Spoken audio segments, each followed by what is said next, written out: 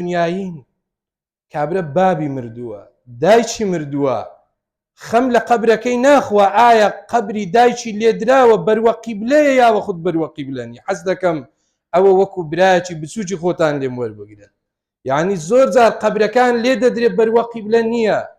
لە هەمان کاتیدا عولەمای ئیسلام دەفەرمونون ئەگەر قەبرێک بەروە قیبلە نەبێتن مەیلی زۆر بەروە قیبلە نەبێ دەفەرمونون واجبە لە دوای بۆ دەرکەوت دوای 5 سعات نێشتراوە ئەگەر لاشەکەی بۆ گەنی نەکردبێ واجبە دەری بێنی قەبرەکەی جوان بۆ ڕێک بخەی و سنجی بەروە قیبلە بێ لەسەر تەنیشتێ باست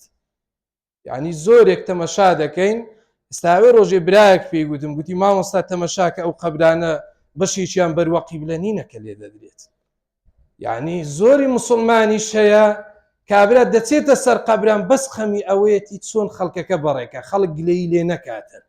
زوو دەچێتن لە پێشوازی خەڵک ڕادۆسی خۆشتێکی چاکە شەرعیش فرمانی ئەوەمان پێ دەکات بەڵام کە خۆشەویستێکت مرد بۆ هیچ کەسی لێ مەگەڕێ بۆ خۆت قیبلە نامە هەیە بڕۆ دای بنێ بڵێ کاکە قەبرەکەم ئاوە بۆ لێ دەدەی بۆم لێ بدا ئەگەرنا ئێمە بە خۆمان چەندین زەلامی لەو بنەماڵەیە 100 زەلامی تێدادەی بۆ خۆمان قەبرەکە لێ دەدەی خۆشەویستانم ئینسانی ئیماندار خۆ دەبێ بای ئەوەندە خەمی مردووەکەی خۆی هەبێتن بەشێکی زۆری مسلمانان بەداخێکی زۆرەوە دەیڵێم خەمی تەنانەت خۆشەویستەکەی خۆشی نییە کە بەرەو قیامەت بەڕێی دەکاتن هەر خەمی دنیایەکەیەتی لە دنیاکەی چۆن خەڵک گلەیم لێ نەکا